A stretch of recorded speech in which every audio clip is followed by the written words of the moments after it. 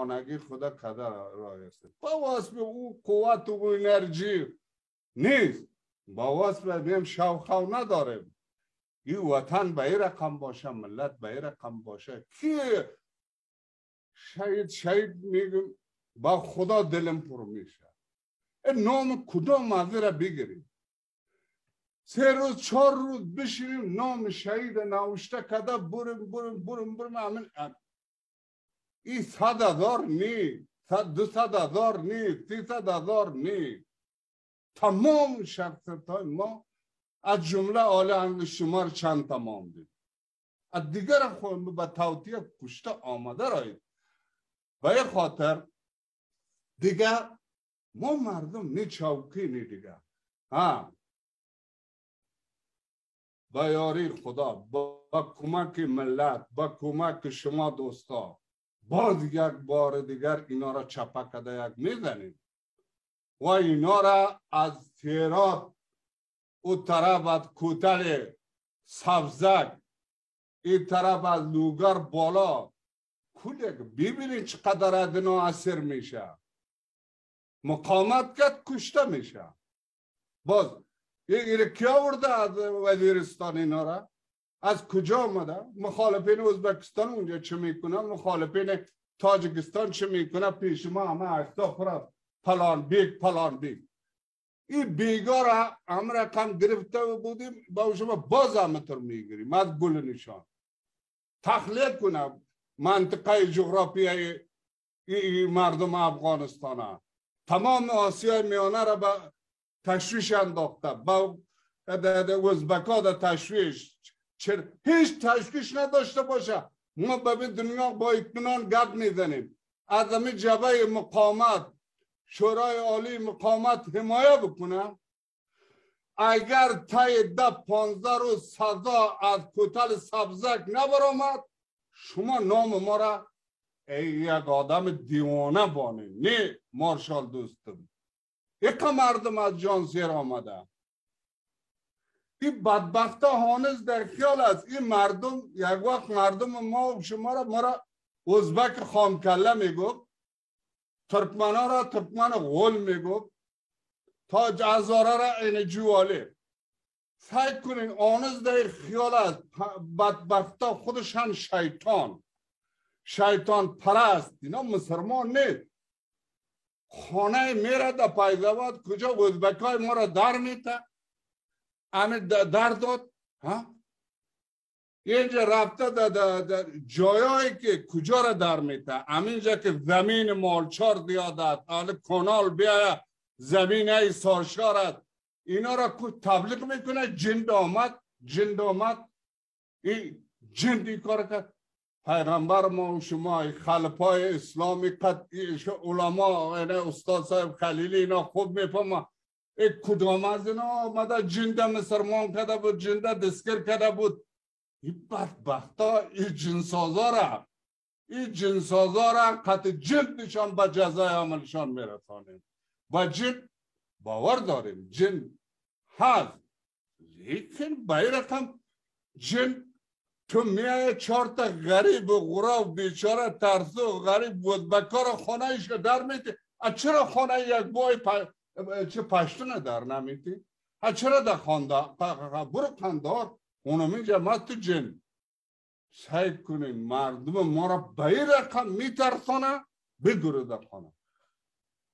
و یاری خدا ما گفتم که این تسلیت دوستا چرا کم تسلیت کجا ما گروز همه لیست شهیدا را گفت بر ما دمی آرمد کماندان قط 1000 نفر در یک هفته تا مزار دمیجه نیروهای ما خود گارد خود ما طلب شد. ما کدام معذره بگویم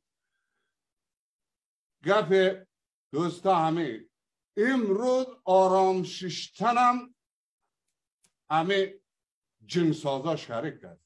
همه چه بالا جنده مسلمان میکدگی ها اینا را ما و شما مسلمان نک اینا در گپ نمیشه. ما دوستای خارجی را بارها گفت آمدیم. خلیلیش چه خلیلزاتش گرفته امریکا ناجوانی کرد.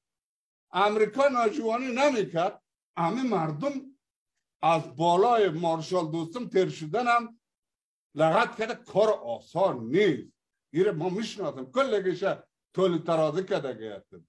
یک ازبک بالا داریم، یک ترسو بی غیرت گوره چی میگه ملا ما اونجور کده مانده سامانه پیاد چه بالا و با خدا یک ریش داره دیگه داره غیرت داره خدا مرا زن جور کرده میبخشید یک آدمی چی جور کرده میمان ایره به خاطر ما چه میگم بسیار میبخشید ما احساسات نیستم لیکن همه روزه یاد ما آمد رفقا دوستا همسنگرا دیگه ای امره با پایان برسانیم.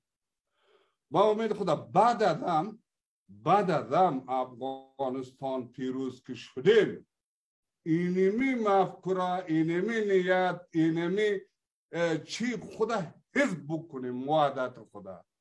اونجا رفتیم بالا یک دیگه کش نکنیم این رقمه این جنبشت این جمعیت هست این طور نکنیم. ما برای شما منعیف یک بابا بگوییم منعیف یک آدمی که تجربه دار دیگه برای شما اقتصادتان دیگه ایتان بلدم نیستیم گفم یکن افغانستان یک بار دیگر میزنیم ایره با اطمینان براتان میگم. اما دوستای حداقل یک کم این دفعه میزنیم اما اعلان میکنیم غیر متمرکزه برادرها شوا اینه میتون تا که بینو زور نباشه او قانون صاحب او استاد صاحب همه گیتان میشناسین استاد صاحب